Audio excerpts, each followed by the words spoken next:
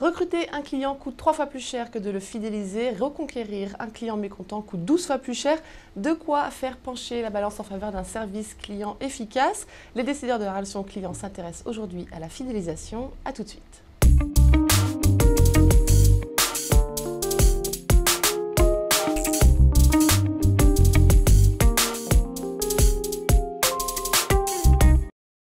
Et pour en parler, j'ai le plaisir de recevoir Cédric Elias. Bonjour Cédric. Bonjour. Tu es directeur retail, anciennement directeur client de The Phone House. C'est exact. C'est exact. Et un de nos experts récurrents, Charles Dolisi. Bonjour. Bonjour. Cofondateur de Easyware. The Phone House a reçu hier soir, on est dans l'actu, le trophée du service client de l'année 2012. Qu'est-ce qui explique ce succès?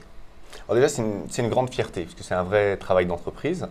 Et on a vraiment mobilisé l'ensemble des équipes et c'est la récompense quelque part du travail de toute l'entreprise avec notre partenaire Laser qui opère depuis Toxini pour répondre à nos clients, mais également le travail qui est fait en centrale avec nos équipes du siège et les magasins.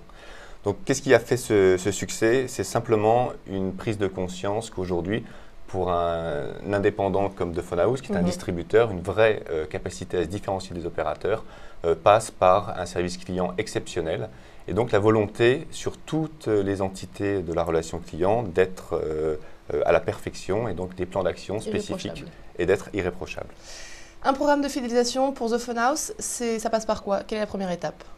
Donc en fait, juste pour des questions de définition, on n'a pas vocation à être dans un programme de fidélisation tel qu'on l'entend pour des enseignes de grande distribution type alimentaire, puisqu'on n'a pas une fidélité, on va dire, hebdomadaire. Quand on fait ses courses, on a capacité régulièrement à changer d'enseigne et à réacheter.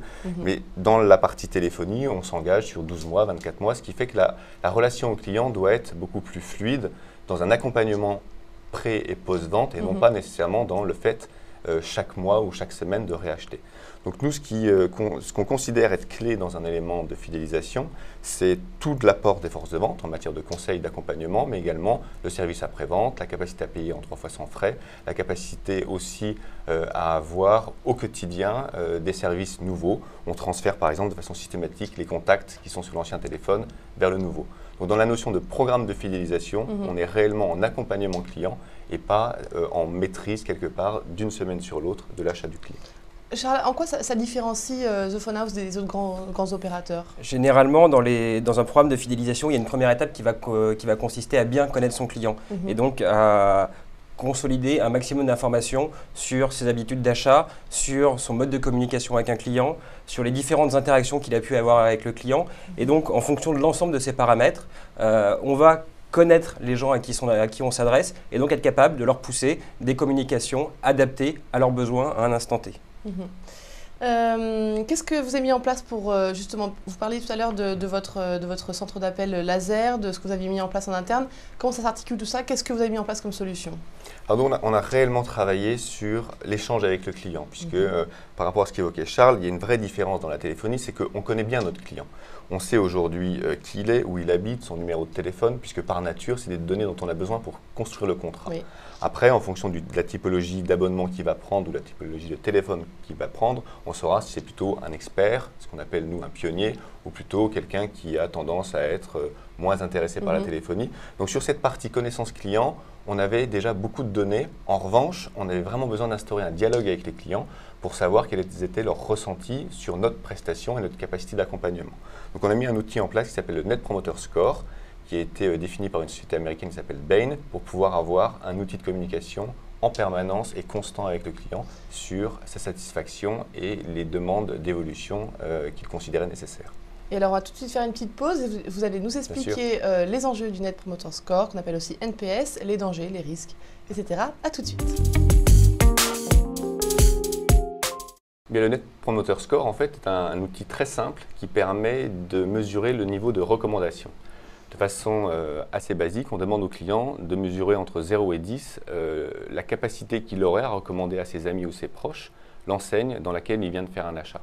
Ce qui fait qu'il y a des études qui ont été faites pour voir la réalité entre la déclaration de cette note de 0 à 10 et la fidélité effective des clients.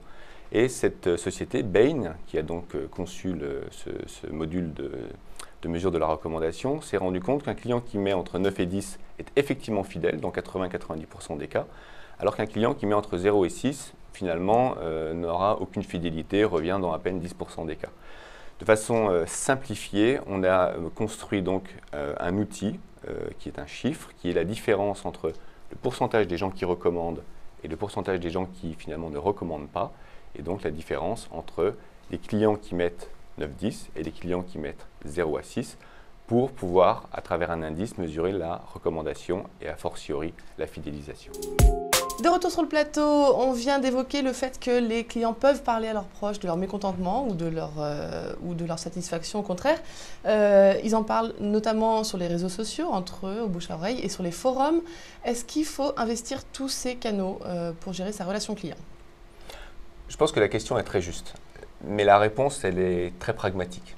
Aujourd'hui, les réseaux sociaux, quelque part, c'est comme Internet, c'est une réalité quotidienne des consommateurs. Donc, ils s'expriment, les consommateurs s'expriment vis-à-vis des marques, mais également vis-à-vis de leurs proches, vis-à-vis des réseaux sociaux.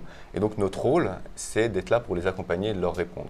De façon très classique, quand on constate sur des réseaux sociaux qu'il y a des plaintes par rapport à un service qui a pu être apporté dans l'un de nos magasins, à ce moment-là, on prend contact avec le client de façon à lui indiquer à qui s'adresser pour qu'on soit capable de résoudre son problème dans les meilleurs délais.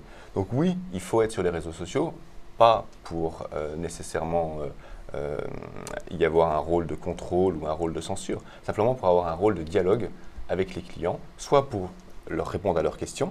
On a lancé par exemple des produits récemment, donc par le biais de notre page Facebook, on a pu informer les clients sur les quantités, la disponibilité et les magasins qui seraient livrés avec des dates, mais également pour pouvoir reprendre la main quand un client n'a pas été satisfait des prestations. D'accord. Au niveau solution, moi je veux savoir, pour être présent sur les forums et pouvoir être réactif dès qu'on parle d'une marque, quelles sont les solutions qui peuvent traquer les mots-clés quand on évoque The Phone House? Comment ça se passe? Aujourd'hui, effectivement, il y a un point qui est important, c'est pas de créer de rupture lorsque l'on passe d'un canal à un autre. Que la personne s'adresse à vous par téléphone ou vous adresse un message via un fil Twitter ou via une page Facebook, il est important de pouvoir conserver ce fil de discussion et d'être capable ensuite de répondre à l'interlocuteur sur le canal sur lequel il vous a joint ou alors sur le canal de son choix.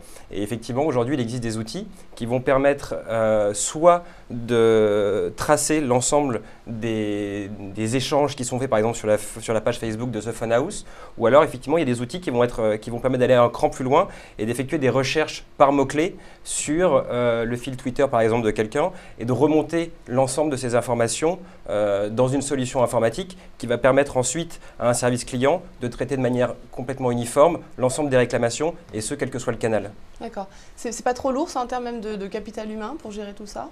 Ah si, ça réclame effectivement chez nos clients une vraie organisation. Et l'outil est uniquement un moyen d'avoir un flux d'entrée homogène. En revanche, effectivement, la vraie difficulté, elle est en termes organisationnels.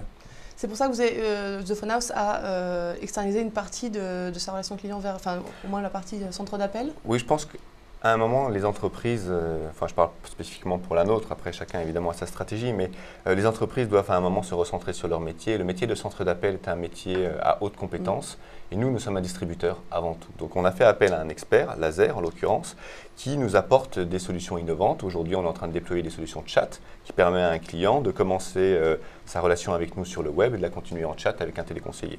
Donc ça demande une maîtrise technologique, mais ça demande aussi d'avoir des ressources en face pour pouvoir répondre aux clients en étant formé, en ayant le niveau d'empathie nécessaire et en apportant évidemment une solution rapidement. Parmi les solutions que vous avez mises en place, une petite solution qui s'appelle Click and Solve, on en entend un petit peu parler, qui est une plateforme communautaire où les gens viennent poser des questions et les équipes de The Phone House s'engagent à répondre, à discuter de la problématique. Quelle retombée pour cette plateforme? Une retombée très positive, puisque vis-à-vis de nos clients, c'est vraiment un élément différenciant par rapport à la concurrence. Donc, chaque élément différenciant renforce notre rôle d'indépendant et de distributeur. Mais le constat est parti d'une chose toute simple, qui est de dire aujourd'hui, on a 1000 vendeurs qui sont soit responsables de magasins, soit vendeurs, mais qui sont d'abord des passionnés de la téléphonie mobile et qui, pour la plupart, vont sur les forums, s'informent, connaissent énormément de choses sur les produits, ce qui permet d'un côté de faire leur métier, donc de conseiller les clients, mais aussi d'assumer une passion, aussi, parce que c'est vraiment une affinité au produit. Et quand on a la capacité d'avoir une force de vente aussi passionnée, on s'est dit que c'était intéressant vis-à-vis d'un client qui avait des questions, de pouvoir faire appel à ces 1000 personnes et d'avoir un outil capable d'interagir entre un client qui a une problématique et un vendeur qui a les réponses pour pouvoir lui apporter dans les meilleurs délais la solution dont il a besoin. Deuxième élément intéressant pour nous, c'est qu'on utilise aussi cette plateforme pour former nos vendeurs, puisqu'on dispose désormais de vidéos, de formations, de modules d'e-learning et de choses comme ça. On utilise cette plateforme aussi pour que non seulement on aide les clients, mais on permette aussi aux vendeurs d'être beaucoup plus adaptés en matière de compétences. On parlait des grands opérateurs de la concurrence tout à l'heure. Charles, je voudrais revenir, on va quitter The Phone House pour prendre un peu de distance. Les grands opérateurs télécoms en ce moment sont touchés par le churn. C'est quelque chose qui ne touche pas The Phone House. Est-ce que tu peux nous en dire un petit peu plus? Alors le churn, en français on appelle ça donc l'attrition. Ça correspond au taux de déperdition de clients pour un produit ou un service donné. L'indicateur que l'on mesure, c'est le taux de churn qui mesure donc le pourcentage de clients perdus sur une période donnée. Pourquoi The Phone House n'est pas touché par un phénomène comme ça? Est-ce qu'un client The Phone House ne peut pas dire « ce distributeur ne me convient plus, je préfère retourner vers un grand opérateur » ? C'est une réalité aujourd'hui. On a des clients qui choisissent de passer par nos magasins et puis ensuite qui peuvent évidemment, c'est la liberté du client, se tourner vers un autre distributeur, opérateur ou non d'ailleurs. La particularité, c'est que notre rôle d'indépendant est aussi de guider le client vers la solution qui est la plus adaptée à ses besoins. Donc à un moment, il peut avoir, parce qu'il est jeune, besoin d'un forfait bloqué de façon à maîtriser sa consommation, et ensuite il peut avoir besoin d'avoir une offre beaucoup plus adaptée, smartphone, avec du data illimité, des choses comme ça. Donc on va orienter le client vers la solution qui lui convient le mieux, aussi bien d'un point de vue mobile que d'un point de vue abonnement. Conclusion, la partie, quelque part, la relation spécifique entre l'opérateur et le client est finalement un petit peu entre les mains du client. Oui. Nous, derrière, on a un vrai rôle d'accompagnement et de conseil. C'est peut-être ça la solution de la fidélité, c'est distribuer tous les produits de ces grands concurrents. Merci messieurs d'avoir participé à cette émission, merci pour toutes ces précisions. Merci. Bon courage chez The Phone House, bon courage chez Easyware. Nous retrouvons nos téléspectateurs très bientôt pour un épisode Les décideurs de la relation client. D'ici là, retrouvez-nous sur Facebook, sur Twitter, sur LinkedIn, posez-nous des questions, intervenez, proposez-nous des sujets. À très bientôt.